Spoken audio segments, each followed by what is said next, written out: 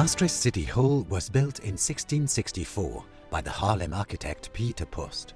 He designed a building in the Dutch classical style, characterized by its symmetry. It measures about 33 meters square and is 50 meters high.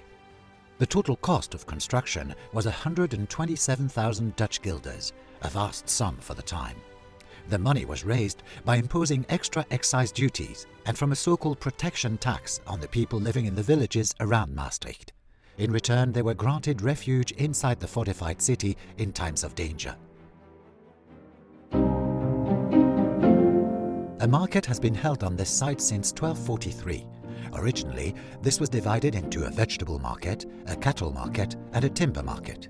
The fish market used to be on the banks of the river Meuse, only moving here in the 17th century. Today, the market is held every Wednesday and Friday.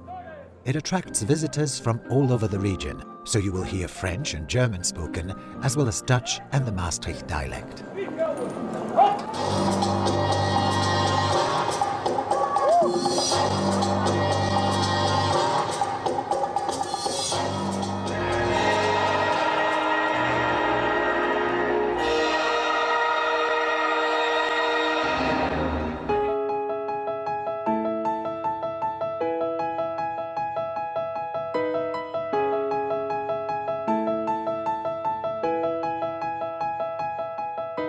What is referred to as the basement is in fact the ground floor, with 4 entrances from street level. At its heart is the old city weighhouse, with its vaulted ceilings. It had scales for malt, fats and corn. The weighhouse was a very important institution. Before they could be sold in the city, all goods had to be weighed by officials so that they could be taxed. Also in this part of the building were a guardhouse, the city workshop and a jailer's room. This passage was used to store fire buckets. Every new citizen had to donate a leather bucket to the city. If a fire broke out, they were filled with water and passed hand to hand to the site of the blaze. This system must have worked because Maastricht never suffered a major city fire. In the cellars of the city hall are 4 cells, or chambres des suspects, where suspected criminals awaited justice. If convicted, they would be sentenced not to imprisonment, but to execution, the wheel, a fine, or a forced pilgrimage. Or they might be acquitted, of course, but that was a rare occurrence.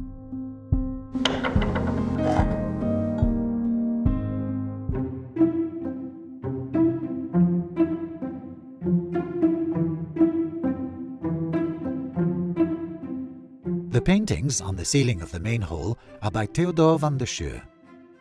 Those under the central dome depict the 4 seasons and the 4 elements: water, earth, air, and fire. Above the main entrance are the 4 cardinal virtues: temperance, courage, prudence, and justice. They were painted here as a reminder of merits of good government.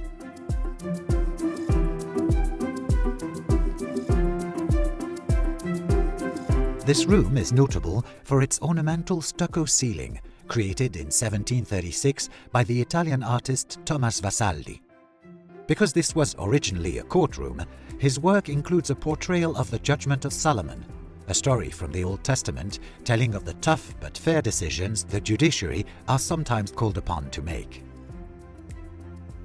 The city hall was originally lit by candles and heated by open fires. On cold, dark days, it cannot always have been a pleasant place to be. During the restoration of 2017, great care was taken to create the ideal conditions to preserve the building's historic interior for future generations. This room is the office of the city manager, the most senior civic official. He or she supports the city executive. Previously, the room housed the registry clerk of the city council, and before that, it was the audience chamber, where visitors waited to be admitted to the office of the mayor. On the walls of the city manager's office are a set of tapestries of exceptional quality. These originally hung in the prince's chamber. The fabrics feature embroidered views of formal gardens in the Italian style, with ponds, garden ornaments, terraces, groves of trees and exotic birds, plants, and flowers. The star of Maastricht woven into the fabric at the top of each tapestry shows that they were made to order, not bought off the shelf.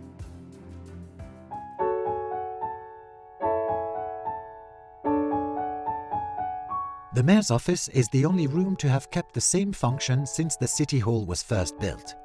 During the Ancien Régime, or Old Régime, before the French Revolution, Maastricht always had two burgomasters, one born in Liège and one in Brabant, representing the Prince Bishop of Liège and the Duke of Brabant, respectively.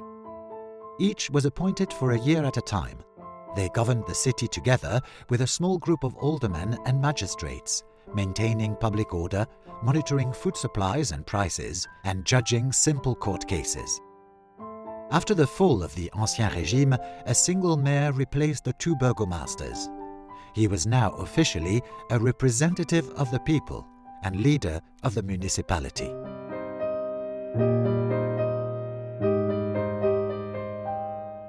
The most eye-catching feature in this room is its wall hangings, made of stretched gold leather.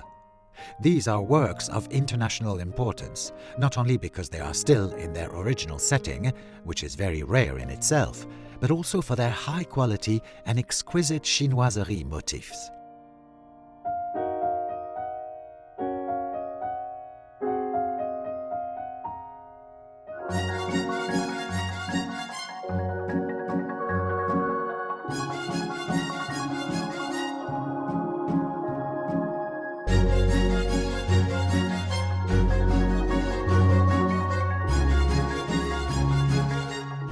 This room was used by the 4 commissioners who spent 3 months every 2 years reviewing the work of the city government on behalf of its dual rulers. They also considered appeals against previous court verdicts. Their salaries and expenses were paid by the city of Maastricht itself, 5,000 guilders in all, a huge sum in the 17th century. As the most elegant room in the city hall, for many decades the prince's chamber has hosted wedding ceremonies. Here you can marry surrounded by historic tapestries.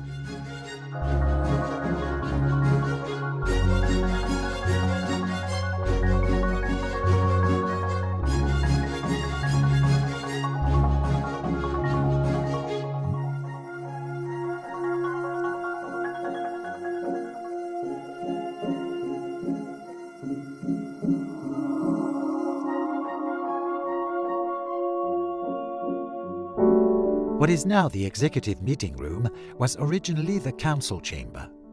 The city fathers first met here in 1664, before the building was even completely finished.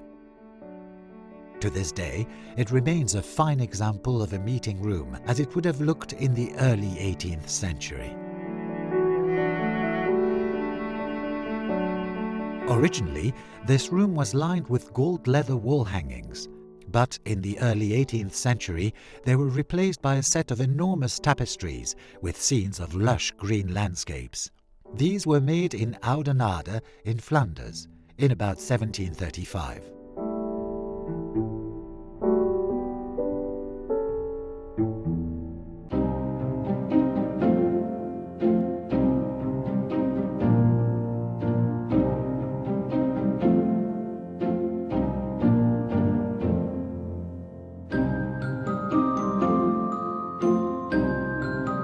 The 136 bronze balusters lining the gallery on the first floor are among the oldest fittings in the city hall. They bear the names of their donors, including burgomasters, aldermen, city councillors and magistrates from the period around 1667. This large room on the second floor originally housed the city library from 1662 onwards. Later, it hosted council meetings.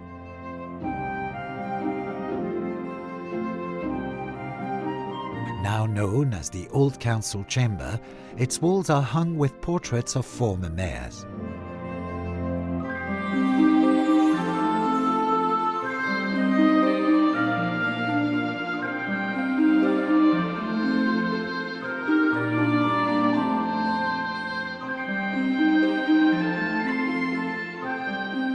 Inside the attic of the City Hall is an impressive wooden framework supporting the roof. Much of this is in its original condition.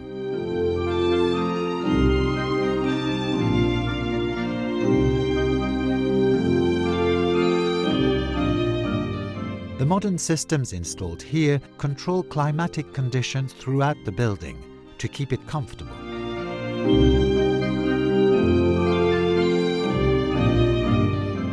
Leading off the attic are a number of small passageways to hidden spaces. Here you can also see the stone base of the tower.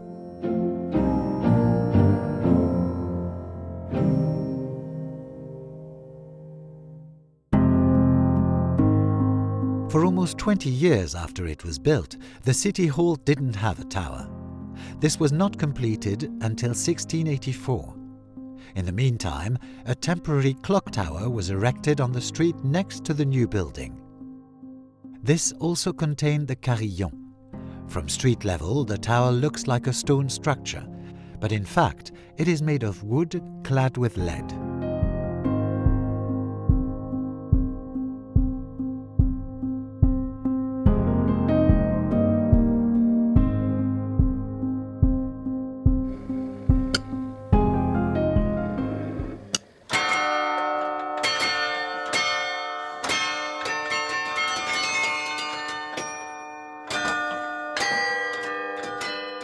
The chimes are played weekly by the city Carillonneur. At one time, the bells were also a means of communication. Certain chimes had particular meanings. For instance, the gallows bell announced an imminent execution. The curfew bell sounded when the city gates were about to close for the night. Every man within earshot had to come to the City Hall to help fill and pass the leather fire buckets stored here. For centuries, the Carillon was a kind of bronze radio for the city.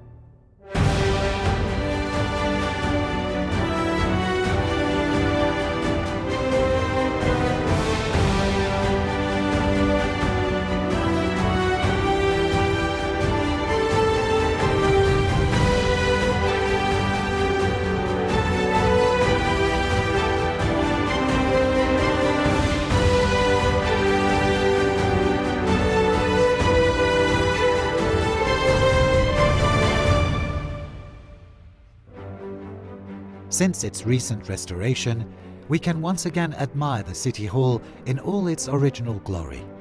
And now fitted with the latest technology to control its internal climate, this pearl of Maastricht is ready for the future.